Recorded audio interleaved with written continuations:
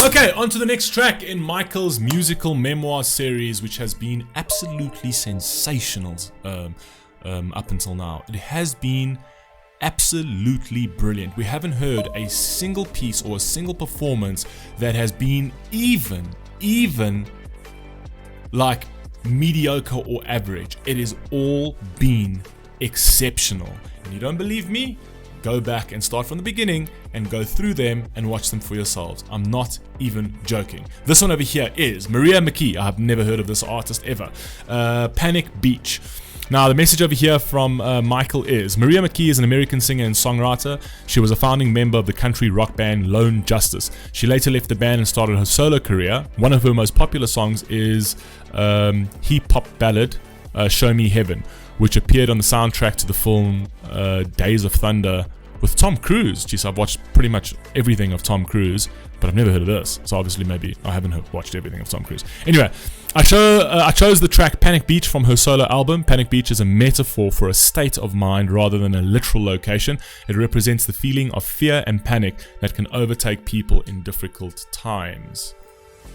Amazing. It's going to be... And just see, it's going to be another fucking good track. Anyway, let's rock and roll, man. Let's see what we got. Let's go.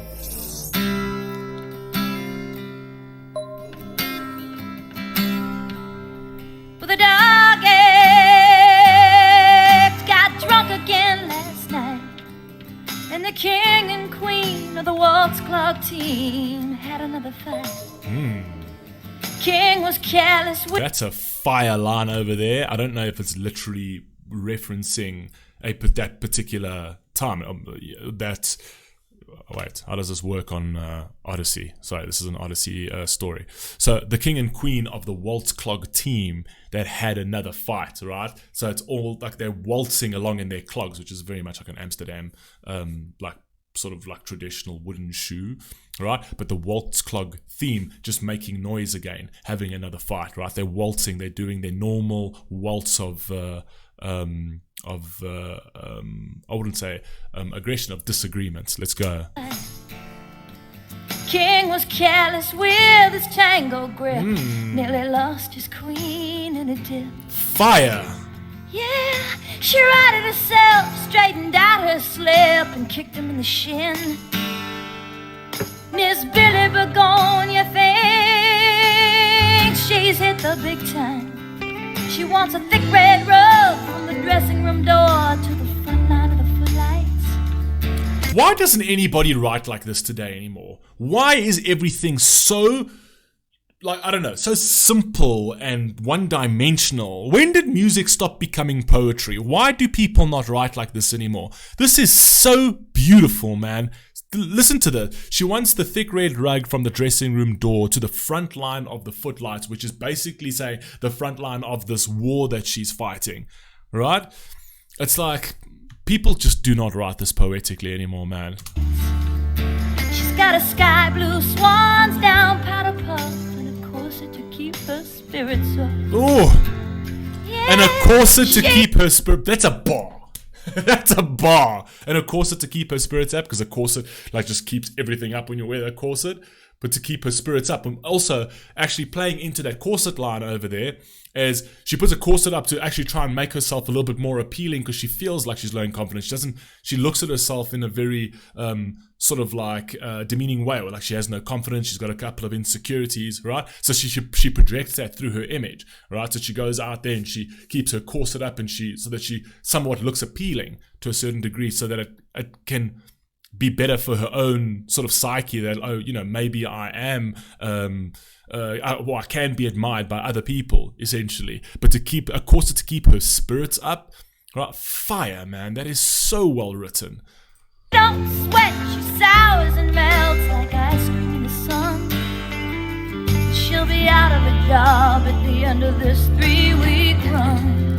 God, I'm going to be pausing like 1,000 times in this track. I mean, listen. Oh my God, listen to this line over here.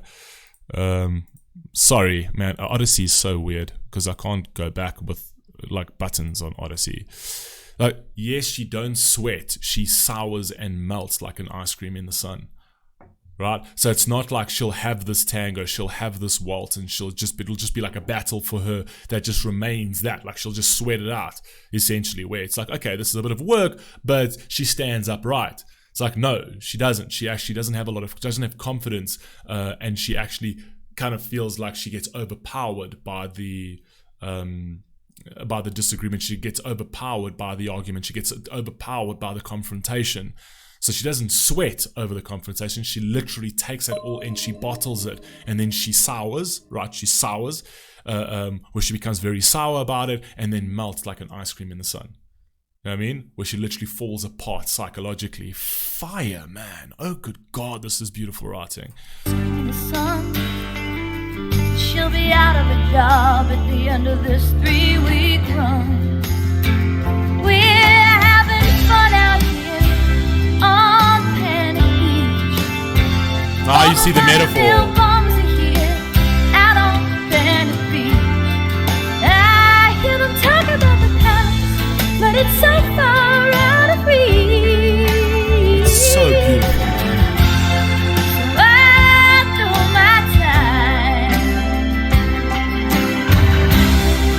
Amazing. So the palace is so far out there, right? So you see it there in the horizon, but you know it's virtually impossible to reach it, right? Far in the distance. And even she says, like, the Panic Beach. This is a beach, which is supposed to be a place of relaxation. It's supposed to be a place where you can rest, right? And a place of tranquility, but it's not. It's consistently a place of turmoil. Right? And there's a place of desperation. It's a place of panic and not knowing what to do next. Right? It's full of anxiety and depression. I mean, and what else did she say? Wait, give me a second. So I'll do my time. So now it's almost like she's on a beach, but she's almost saying like this beach over here is kind of like a jail. It might as well be Fort Knox because I feel like I'm in jail while being on this beach in my mind. Fire, man. Absolutely beautiful writing. Then say goodbye to Panic Beach. Yeah. Goodbye, goodbye, goodbye.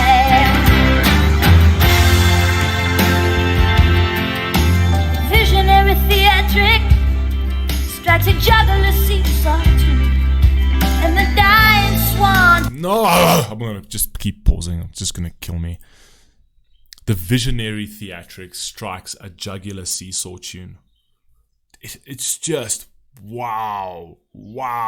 So it's like striking a blow right in this argument, but it's a seesaw tune. So this argument is a back and forth, up and down, right? The visionary theatrics. So the person who's looking, she is a visionary. She like wants more from this, but she's always strikes this jugular seesaw tune in the sense that there's no sort of equilibrium over here. She can't get to a point where it's like, okay, we can at least balance out over here. You know, it's a bit of a give and take and it's a bit of a compromise, but there is never a compromise. It always feels like it's a blow to the jugular and we're always doing it through this seesaw tune of this argument. Man, writing ability, this is how music is meant to be made. This is how music is meant to be made, right? It is supposed to get you to think about the actual lyrics and the deeper meaning of the lyrics. This is beautifully done. And the dying swan pirouettes and fawns by the light of the street lamp moon. When my trunk is filled with taffeta, those big-time what is that? hacks won't laugh at us. When my taps are made of silver, I can make the kitties grill for just $1 and wing. Yeah, I will never do my heel, and the panic choir sings. Fire, man. Here comes a lucky little. So that over there where she actually spoke about, the silver taps and all that, she's alluding to the fact that yes, like it feels like, I'm living in luxury and opulence. So yes, I'm being provided with everything monetarily, right? But in turn, what he takes for that is my spirit and my soul. So thanks for the beach, but I feel like I'm consistently drowning. That's basically what she's saying over there. Which also, another thing that just popped into my mind over now, when she actually talks about the palace way in the distance, she's actually kind of inverting that, where she's kind of saying that yes, I should feel like I'm living in the palace, right? But I'm not, because I should feel like I'm living in that palace, but that's not what I'm living in. So she's looking at like the palace over there is actually, she's referencing her soul and her spirit is the palace way in the distance, right? And the beach of tranquility is actually the beach of panic, right? And the thing is that when people get into those kind of states, they will do desperate things. So if she's going to try and swim for the palace, she might lose something. She might drown in the ocean, right? She might, because she can't at this time or this juncture of her life, she can't actually go for that palace at the moment. So she kind of feels stuck. So she feels panicked, right? So anything she does will be done out of desperation. And it will be even worse for her. So she's kind of like, I don't know where to go. And that also plays into the seesaw line. Oh my God. It's unbelievable. Unbelievable.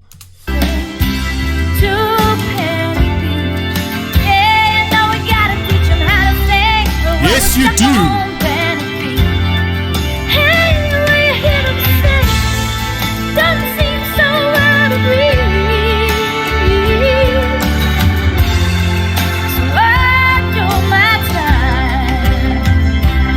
Unbelievable. Then say goodbye to panic beats. Yeah. Goodbye, goodbye,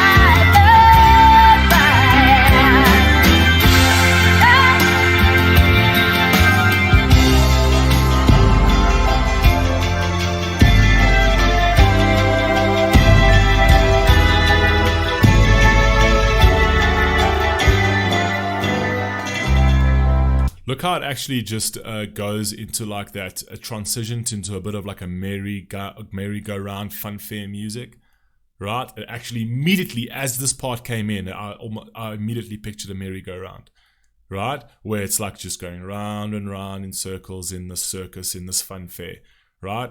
That doesn't feel so fun. Is that just me? Or am I tripping over here?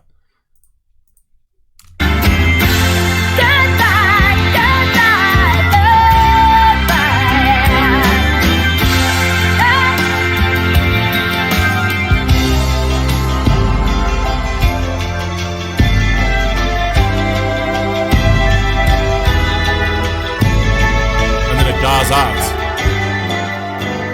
It's almost like the fun ride's over. well, the landlord gets a free show every Saturday at 6.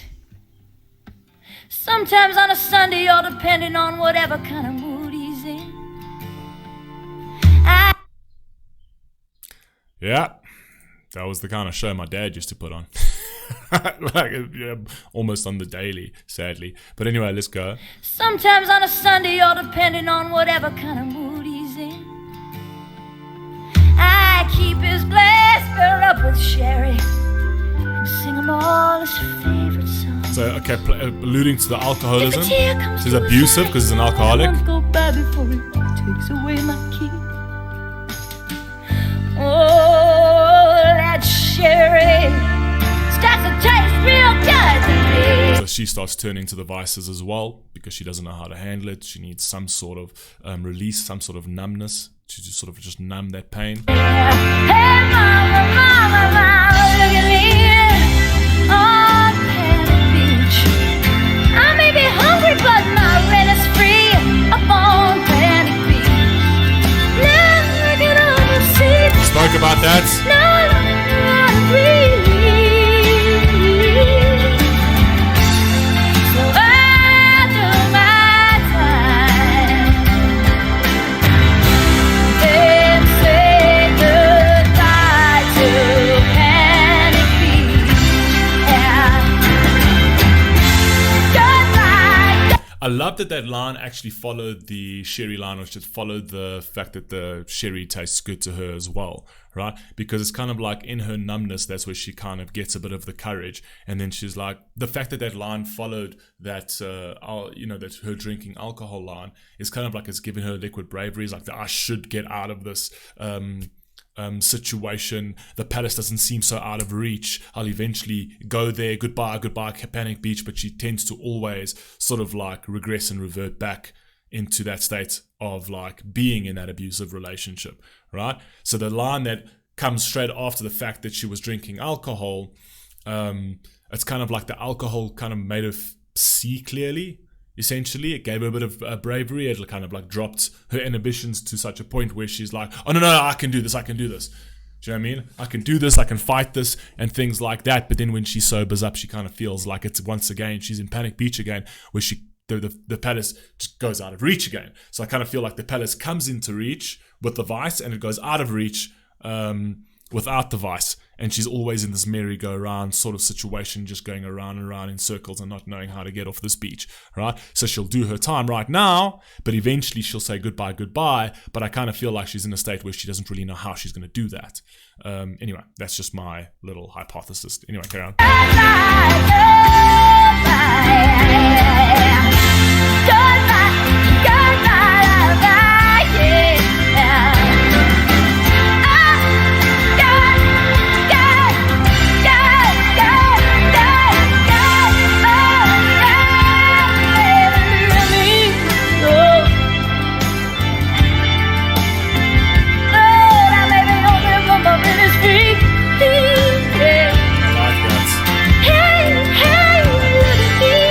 And she's not actually hungry. She's like, I may be hungry, but my rent is free. Sure, right? It's not that she's actually can't eat. It's that she's hungry for something meaningful. She's hungry for something of substance. She's hungry for love. You know, she's hungry to be seen and admired and respected, like that.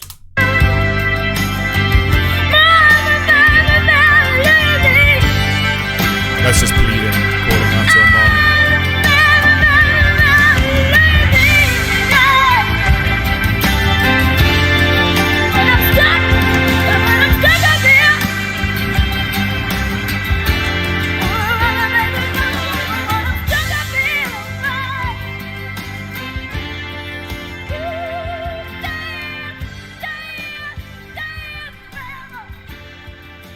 See, there she's ending the song with stay here forever, which actually goes straight into what I was talking about with the fact that when she's drunk, she feels like she's not going to be there forever. She's saying goodbye, but then afterwards when she's sobered up. So she actually ends off the song in a sober mind frame and realizes that, shit, like, I'm just going to stay here forever, essentially. Absolutely brilliant song. I absolutely love that. I love the voice as well. I love the instrumentation, but what absolutely took it away was the lyrics. The poetic writing over here is absolutely brilliant. Brilliant. I love this. Absolutely love this. You guys let me know what you think down below, and I'll catch you in the next one. Peace!